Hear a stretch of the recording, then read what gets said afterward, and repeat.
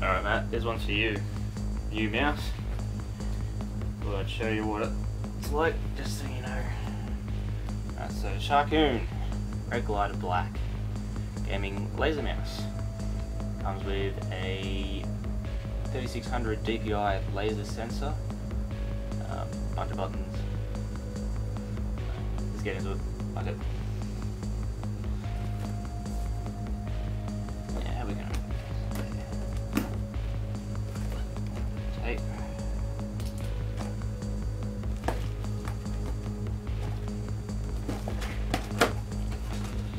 Not sure about this one because you didn't have that brand before, but I thought screw it. Let's take the punt.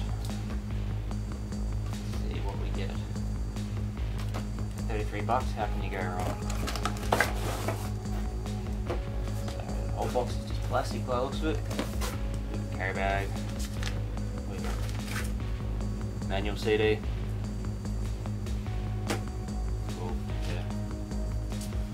And extra feet. Look at that shiny cover.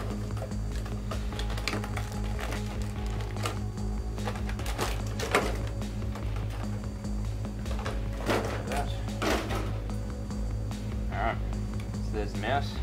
Nice long USB cable. Fortunately it's not braided, but you get that. You got two buttons, scroll wheel, middle mouse button, two thumb buttons. There's an extra little button here which apparently does a rapid fire in one click. Obviously designed for FPS gaming. Rush logo, again FPS gaming crosshair. Feels quite comfortable actually. Got a nice matte rubbery feel to it, as opposed to that other, the flame one, which looks all tacky and plastic. This has actually got a really nice professional feel to it.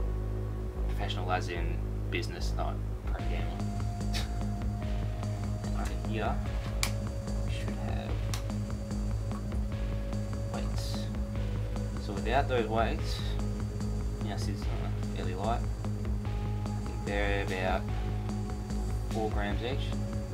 7 of those. Then back to the mouse. Properly.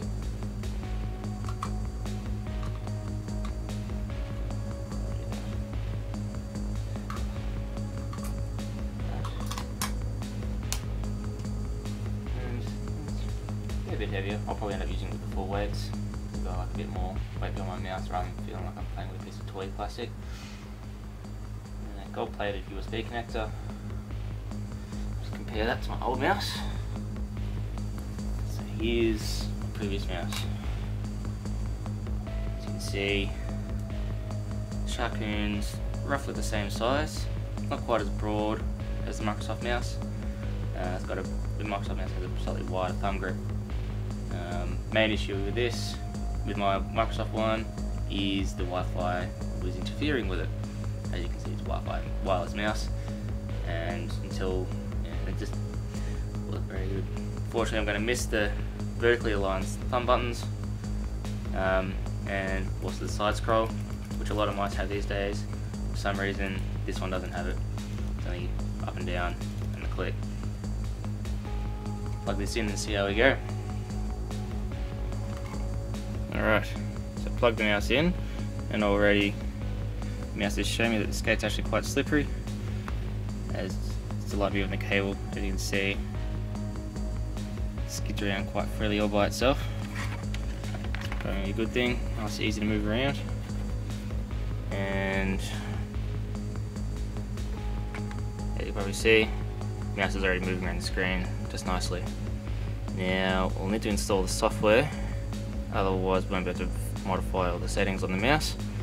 So I'll cut out and we'll come back when we've done that. Okay, and here we have it. Here's the software installed. As you can see, all the buttons are modifiable, except for, by the looks of it, the left click button. It's fine, and I don't need to change the left click. Why would you need to? It's used for clicking. So, you can change the DPI setting, which unfortunately my phone can't read that. Yeah, no, that's not going to happen. I was going to use Crystal's camera to record this, but unfortunately it doesn't have video recording. So as it says there, I'll just read it out. It goes from 600, 800, 1200, 1600, 2000 and 3600. Now, I don't really like the idea of the lights flashing. As you can see, there's got two colours. That means the lights flash between those two colours to indicate those ones. So I'll probably end up just going through the first four and modifying those. Now, for some reason, it's not letting me do anything. Oh, look at that, you need to tick that box. Right, so it looks like you can set it so you can only use the factory settings, or you can make your own. And it's only got preset speeds from 100 to 400, which are the extras that went there, and there's also 2500. So you can't just type in a value and set it to whatever you like. And it also looks like the X and Y axes are independently configurable in case that you've got some weird messed up hand which you can move quicker left and right than you can up and down. So you can have two profiles, maybe more, and just like the Logitech stuff, looks like you can do pretty much anything with each of the configurable buttons. So you can make it do gestures, launch programs, play keystrokes, run macros,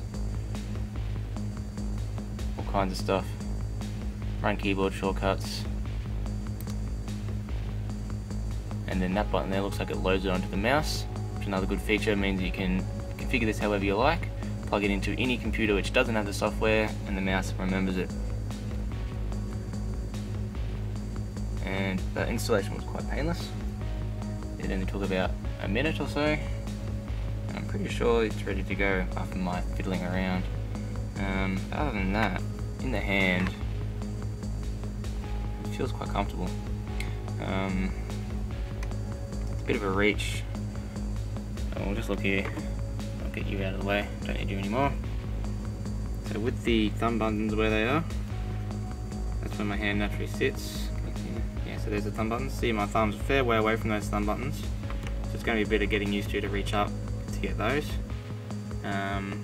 Thankfully, the mouse is fairly comfortable. As you see, I use a palm grip rather than the claw grip that some people use, and the reasonable size of that mouse allows me to be quite comfortable with that palm grip. Again, as I said, it's quite skatey on there with the Teflon skids. So, oh, can the camera see that laser? There you go. Camera can see the laser, but from the slight angle that I'm looking at it, because I obviously don't want to look directly at it, I can't see it at all. So you can see, as you can see there, the laser is definitely working, because I blind the camera with it. We definitely don't want to look at that with our own eyes. So there you have it, Sharkoon FireGlider.